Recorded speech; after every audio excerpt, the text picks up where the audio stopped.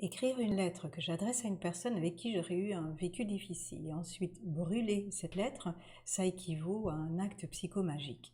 C'est un acte qui utilise la force psychique et transformatrice du symbole pour pouvoir libérer aujourd'hui tout le vécu, donc les émotions, les pensées, les croyances qui sont restées figées dans cette relation et qui aujourd'hui euh, sont le résultat en fait de cuirasses corporelles et psychiques qui limitent notre vie. L'acte psychomagique, il peut donc se vivre seul à condition d'être investi au moment où on revisite cette histoire personnelle, alors que le rituel, ça c'est totalement autre chose. L'idéal pour un rituel, c'est qu'il se vive en communauté et à partir de ce moment, on touche à un autre espace-temps au niveau de l'inconscient.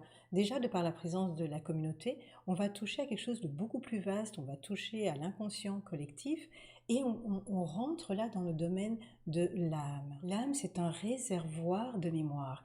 Un rituel, cela demande donc d'être guidé par une personne qui est en contact aussi bien avec le visible, c'est-à-dire le conscient de la personne, des personnes, qu'avec l'invisible, l'inconscient de l'âme, de l'histoire de l'âme et de l'histoire de l'âme collective. Les mémoires de l'inconscient collectif ne comportent pas que les choses jolies, gentilles et lumineuses.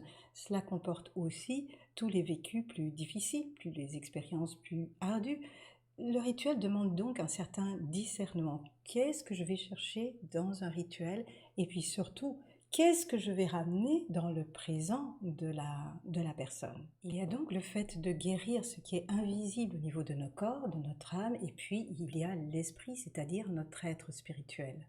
Cela requiert d'aller toucher notre essence divine qui est au-delà de nos émotions, de nos pensées, de notre âme, et qui est pure essence divine, pure sérénité, paix et amour. Pour agir à cet endroit, je ne parlerai plus de rituels, c'est plutôt comme des sacrements, c'est-à-dire qu'il faut une personne qui voue sa vie au divin, une personne qui ne se laisse plus tenter par les puissances attractives, très séduisantes et attirantes de l'astral.